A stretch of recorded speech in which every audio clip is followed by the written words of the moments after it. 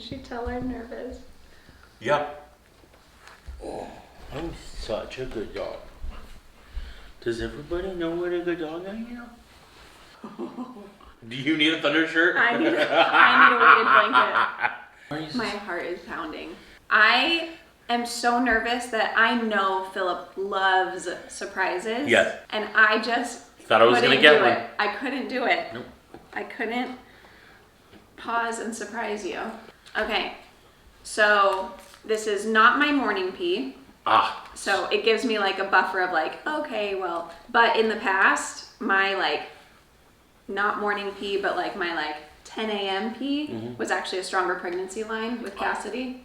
It is 6 days after the transfer. We did an IVF transfer, which means they put a embryo inside of me, and that embryo was already 6 days old. So it's almost like I'm 12 days post ovulation. Which should be able to show up on a... It should be positive, technically. But our blood test is not scheduled until for 5 days. And I have had a friend that her pee test did not show up positive until the day of her blood test, which would be in 5 days from now. So it's not a lost cause if it's negative, but it was already positive with Cassidy. Okay. I'm so... What are the things that have changed since, like, what has your protocol change been differently from all of those early losses of IUI to whatnot? Well, this time when we did IVF, miscarriages, yeah. So with all of our miscarriages, we never genetically tested those embryos before doing a transfer. And then we changed up everything. We did an egg retrieval and genetic testing and transferred Cassidy, which ended up in a live birth. And this one is from our first retrieval that ended up getting thawed, biopsied, genetically tested with that other batch, and then refrozen, traveled across the country, then implanted. But the embryologist said it looked good. Yep. So I pee over on the table. Okay. I will go dip it, not look at it, and walk back over here. How do you feel? I feel great. You're not nervous? No. We did the transfer. I kind of rested for those few days. I really took it easy. And I really felt like it worked. Why don't you talk about that while I go and... No. Yeah, I'll do it. No. You want to dip it? Yeah. Hold it for 5 seconds? Sure. And cap it back on and don't walk it over? Sure. This is so gross. So I really felt like it was positive when I was resting, but these last few days, I'm like, I don't feel anything at all. Don't look at it. The thing's going across. You're supposed to, don't look at it, walk over across. here. We're supposed to watch it go across. We're watching it? Well, with Cassidy, it was positive when it went across. Before you not lose. I'm panicking. Yeah. I shouldn't look down because it was like already positive with Cassidy. And I don't see anything showing up. It was already positive with Cassidy. I'm shaking. Oh,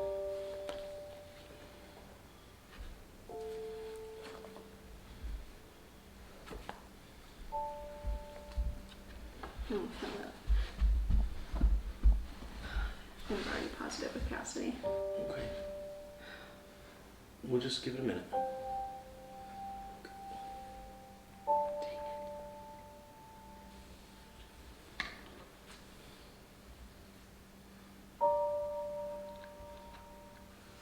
Too early? Too early to test? Should it be there? We can wait a few days. Keep testing.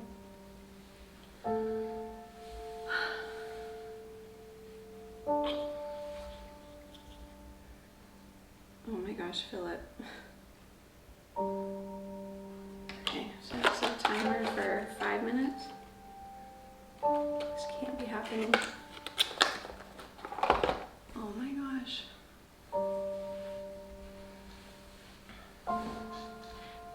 What would be the reason? don't know.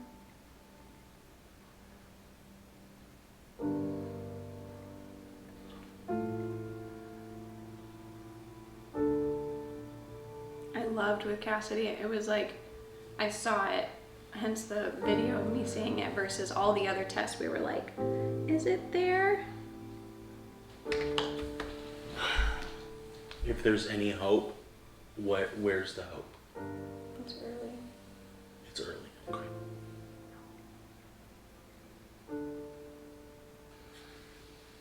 We've never had it be like negative since our first transfer.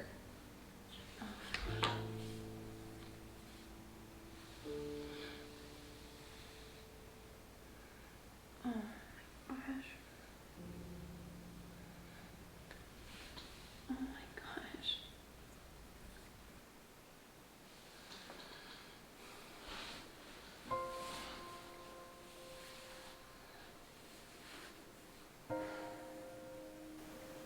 And that is negative.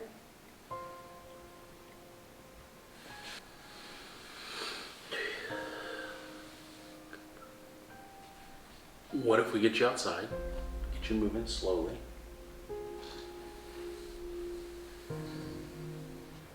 You feel pretty confident about it prior to testing?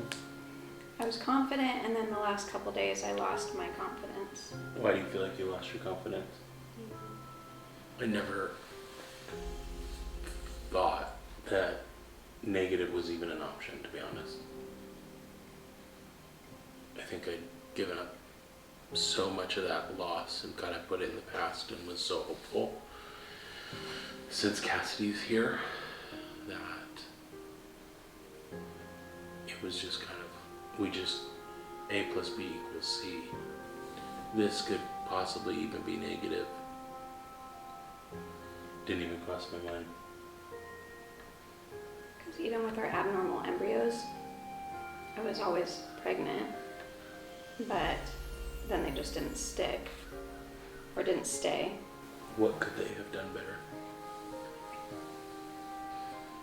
Well, we'll catch up to you guys in hours or days, but we'll keep you posted. Thanks for being here.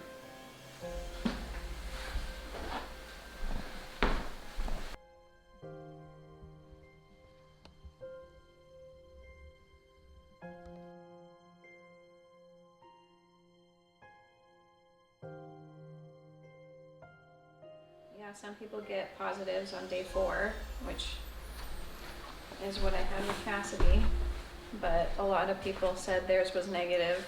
Not a lot. Some people say theirs was negative on day 6 and then wasn't positive till 8 or 9. Can you tell Mommy sad? Hi, baby.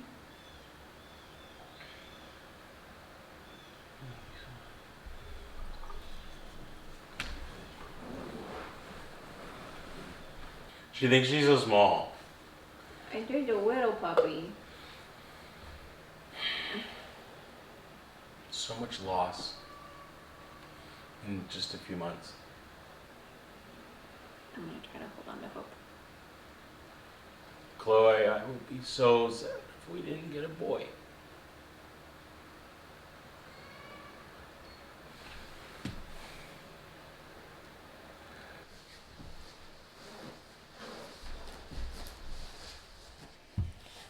Good morning, friends. We're gonna go in for some blood work.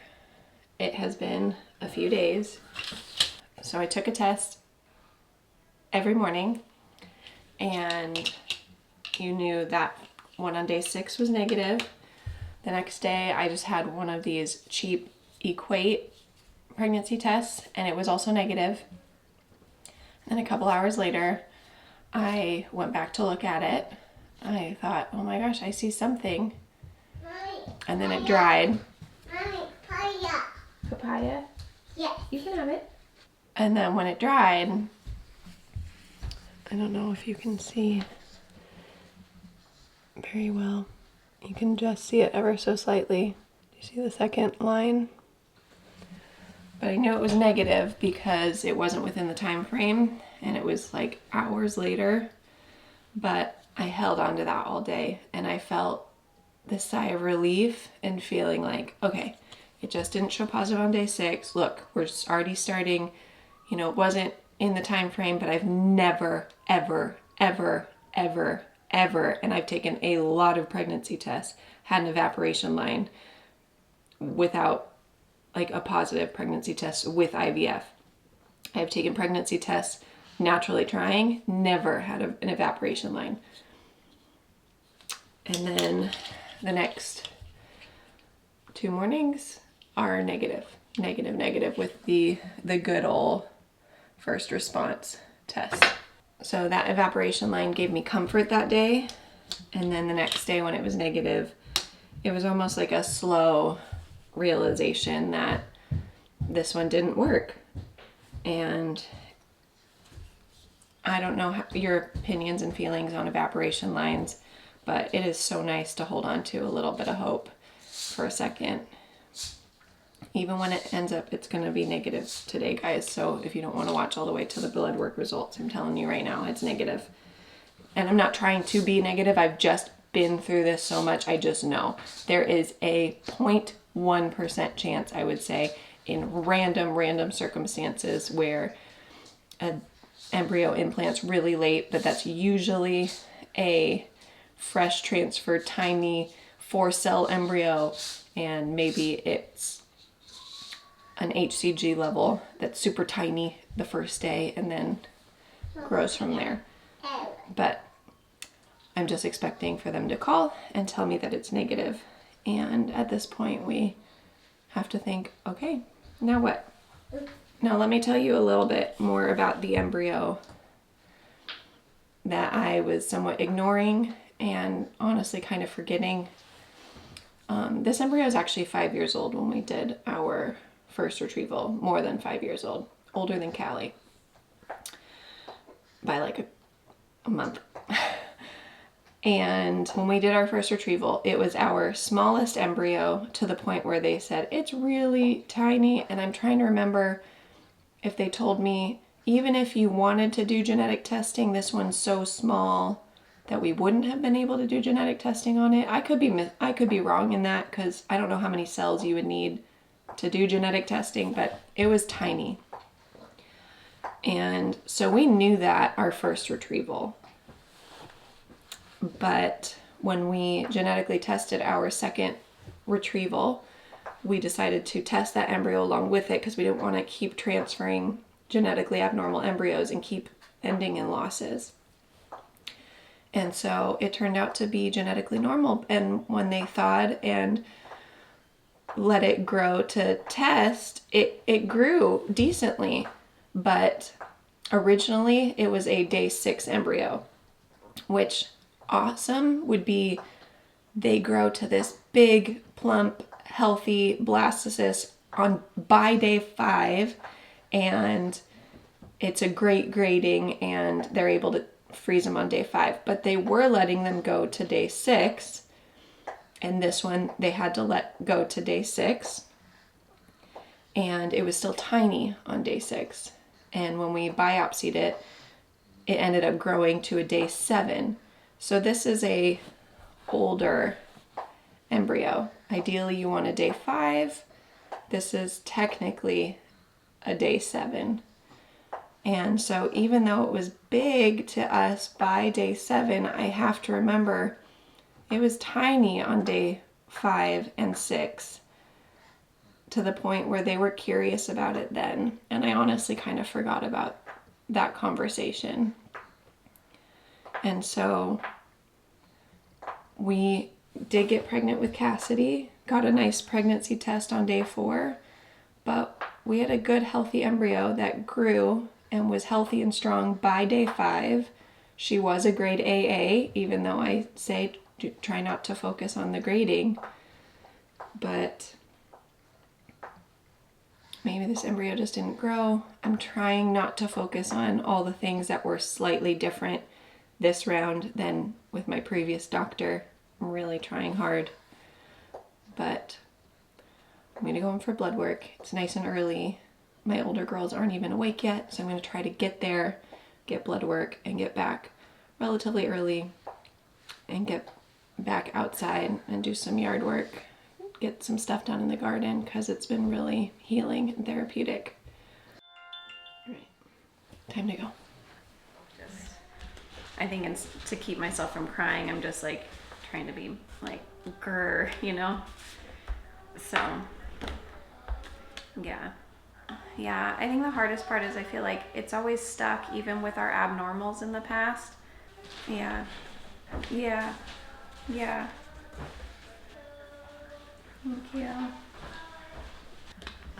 Yes, I can make that work. Okay. Thank you. You're very sweet. All right. Sounds good. Okay. Thank you. Bye. Okay. You guys saw, very obvious that, my pregnancy test was negative. So I can go ahead and take off my estrogen patches. I don't have to give any more shots tonight. And it's over. This cycle is over. So we get to go do a follow-up meeting in actually just 2 days. So we're gonna go to that meeting, and then I will update you guys, because I kind of want to know what he thinks happened. I think I kind of have an idea, but at the same time I feel like, once I went on heparin, they've all taken, but they didn't grow, all of them, other than Cassidy. I'm just a little bit like, wait, why didn't we at least stick and then maybe not grow? We do actually have Philip finally scheduled for his varicocele surgery. So if you guys have gone through this road on the male infertility side, we will be talking a lot about male infertility, which is 40% of couples and 40% is women and 20% is both. Or at least that's what some statistics say. Who knows exactly what it is. But male fertility is a big chunk. It's a big percentage. And so we're going to be talking a lot about that coming up. Yeah, I'm kind of looking forward to meeting with the doctor and kind of going through what could have happened. But thank you guys so much for watching. Hopefully I didn't make this video too long, because it would just be a long, sad video. But pregnancy test is negative after all that hope that it worked. But that's infertility. You guys get a little glimpse into our life, and hopefully it helps you understand a glimpse into other people's lives that go through infertility. It's hard. It's not easy, and it's not a kind road that people have to be on. And the best thing that you can do for others is to be a good listening ear, and to be loving and caring, not necessarily giving advice unless you've gone through it. I don't know. There's so much I want to talk about. So maybe I'll do some vlogs coming up of just my heart to heart on this process and what it feels like going through infertility, because I really think everyone should know. If 1 in 8 couples struggle with infertility, I know you know someone that's gone through it or is going through it, and people don't know how to help people grieve. People don't know how to be there for each other, or just don't know what to say or what to do. And honestly, usually the best thing to do is just sit, be there, listen. So anyways, love you guys. I can't thank you enough for your support through this. It means so much that you're on this journey with us, and you've rooted us on for so many years. Literally 6 years you guys have rooted us on. And why does it have to be so hard for us? But this is the life and world of someone going through infertility. So thank you guys so much for watching. We'll see you guys in our next video. Go let your love multiply. Bye guys.